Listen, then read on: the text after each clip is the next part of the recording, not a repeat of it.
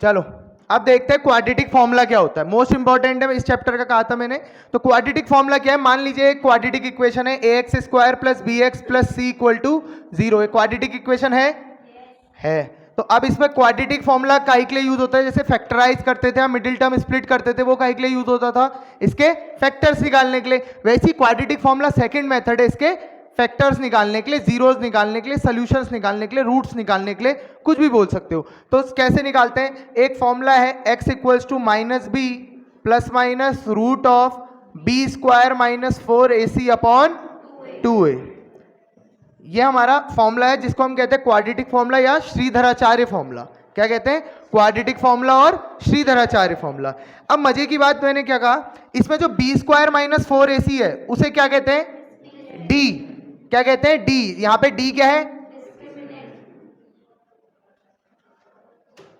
अब इसको डिस्क्रिमिनेंट ही क्यों कहा, डॉन क्यों नहीं कह दिया, देवगन क्यों नहीं कह दिया, देवा क्या डी से जो भी नाम होते हैं वो क्यों नहीं कहती है, डिस्क्रिमिनेंट ही क्यों कहा। इसके पीछे भी इसके नाम के पीछे भी लॉजिक है कि क्यों कहा। अभी आपको खुद पता चल जाएगा कि क्यों कहा। इसके बाद हम नेचर ऑफ रूट्स पढ़ेंगे, मोस्ट इंपॉर्टेंट टॉपिक इस चैप्टर का, उसमें पता चल जाएगा इसका नाम डिस्क्रिमिनेंट क्यों कहा गया। इस चीज को नहीं, जो बी स्क्वायर माइनस 4ac है, अच्छा रूट की वैल्यू नहीं है, इस पूरे की वैल्यू नहीं है, ये जो रूट के अंदर है उसको डी कहा है हमने, इसके रूट को डी नहीं कहा है, ये पूरी क्वांटिटी को डी नहीं कहा है, ये जो सिर्फ रूट के अंदर है बी स्क्वायर माइनस 4ac है, इसको डी कहा है हमने। समझ में आया। तो ये है। अभी कोई भी इक्वेशन आए आपको क्या करना है, उसमें से सबसे पहले ए बी और सी लिखना है। उस इक्वेशन का ए क्या है, बी क्या है, सी क्या है, उसके बाद अकॉर्डिंग टू क्वाड्रेटिक फॉर्मूला ये फॉर्मूला लिखना है और वैल्यूज पुट कर देनी है। समझ में आया। तो क्वाड्रेटिक फॉर्मूला की हेल्प से कैसे रूट्स निकाले जाते हैं, कैसे सॉल्यूशंस निकाले जाते हैं, समझ में आया पक्का। इसके बाद जो इसमें नेक्स्ट टॉपिक आता है वो इंपॉर्टेंट, वो है क्या, नेचर ऑफ रूट्स। क्या है, नेचर ऑफ रूट्स।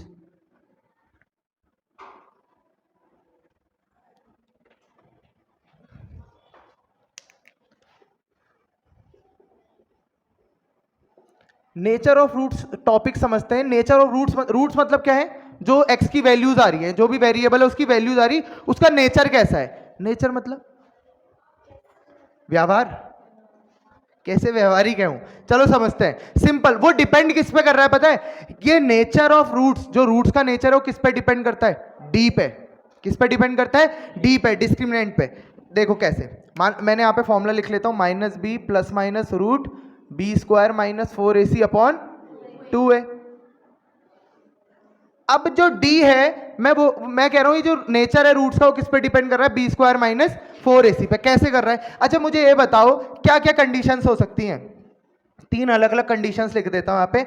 या तो d ग्रेटर देन 0 होगा, मतलब ये जो d आपको पता ना क्या है, या तो d छोड़ो, मैं बी स्क्वायर माइनस 4ac लिख देता हूं, ज्यादा इजी रहेगा। या बी स्क्वायर माइनस 4ac 0 से बड़ा हो सकता है, 0 के बराबर हो सकता है, या 0 से इसके अलावा कोई और पॉसिबिलिटी है कि और कुछ हो सकता है, या तो 0 से बड़ा होगा, 0 से छोटा होगा, या 0 के बराबर होगा।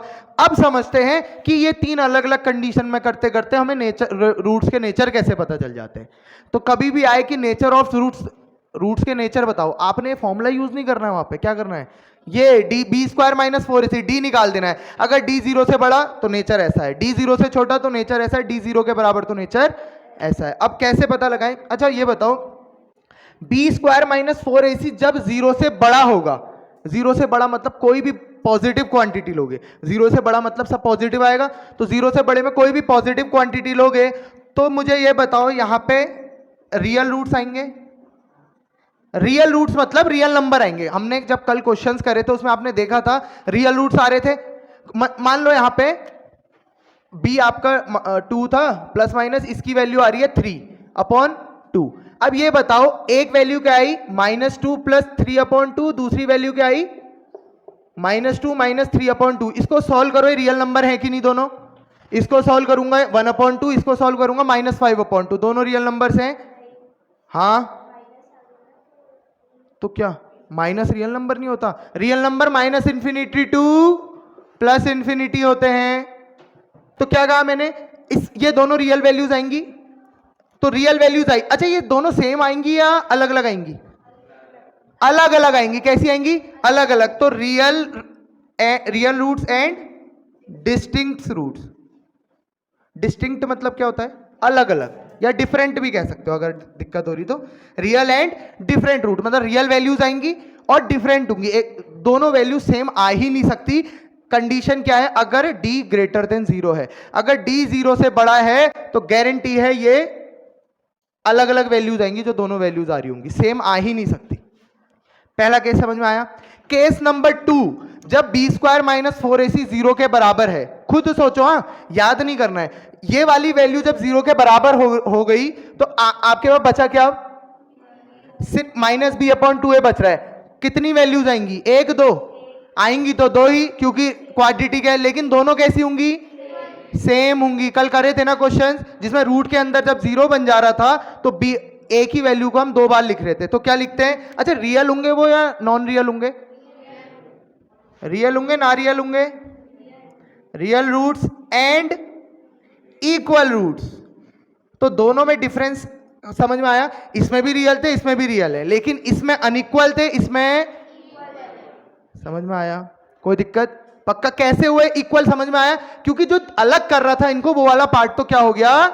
0 हो गया। तो बचा क्या था? Minus B upon 2a। Minus B upon 2a पहला रूट होगा, दूसरा रूट भी माइनस बी अपॉन 2a ही होगा। आया समझ में? अब आता है थर्ड मोस्ट कंडीशन, थर्ड जो इंपॉर्टेंट कंडीशन है, जो थोड़ा अलग करती है इसको, कि B square minus 4ac less than 0 है। लेस देन 0 मतलब नेगेटिव, लेस देन 0 मतलब नेगेटिव। तो रूट के अंदर नेगेटिव एग्जिस्ट करता है? अभी तक के लिए तो नहीं करता, जब अभी तक आप लोगों ने रियल नंबर्स तक की कहानी पढ़ी है। हायर क्लासेस में आप जाके कॉम्प्लेक्स नंबर पढ़ोगे, वहां एग्जिस्ट करेगा रूट के अंदर नेगेटिव, क्योंकि वो रियल नंबर नहीं होते, वो होते हैं इमेजिनरी नंबर। जब रूट के अंदर नेगेटिव वैल्यू आ जाती है ना, तो उन्हें क्या कहते हैं हम? Imaginary number. लेकिन यहां पे तो आपने पढ़ना नहीं है, तो यहां पे अभी क्या ध्यान दो कि अगर बी स्क्वायर माइनस 4ac 0 से छोटा हुआ, मतलब रूट के अंदर क्या होगा? नेगेटिव, जो कि एग्जिस्ट नहीं करता। तो जहां पे भी बी स्क्वायर माइनस 4ac आपका नेगेटिव वैल्यू आती है, तो आप सीधे क्या कह दोगे? नो रियल रूट्स या ना रियल। समझ में आया? या फिर ना रियल। ठीक है, तो नारियल कब पड़ेगा सर में? जब d लेस देन 0 होगा। d ग्रेटर देन 0 हुआ तो real and distinct root. d equal to 0 हुआ तो रियल एंड इक्वल रूट। याद नहीं करना है, खुद बना लो, फॉर्मूला लिखा है। अच्छा, ये बड़ा होगा, सिंपल, ये वाला समझ लो। ये 0 हुआ तो ये वाले क्या होंगे? रियल तो आएंगे, लेकिन इक्वल आएंगे। अच्छा, दूसरा क्या होगा? अगर 0 से बड़ा होगा तब क्या होगा? रियल होगा, लेकिन दोनों रूट्स क्या होंगे? आपस में अलग अलग होंगे। और d लेस देन 0 की तो कहानी नहीं करनी है। जहां पे आपने सबसे पहले बी स्क्वायर माइनस 4ac निकालना है, अगर वो नेगेटिव आ रहा है, उस क्वेश्चन को वहीं पे त्याग दो, लिख दो this equation, this quadratic equation has no real roots. बस, इस क्वाड्रेटिक इक्वेशन के रियल रूट्स नहीं होंगे, बस कहानी खत्म। क्योंकि हमने आज तक क्या पढ़े हैं? रियल नंबर्स तो पढ़े ना, इमेजिनरी अभी पढ़े नहीं हमने, तो हम अभी तक की कहानी के हिसाब से कहेंगे therefore this equation does not contain real roots. बस आई ये चीज समझ में? पक्का? कोई दिक्कत?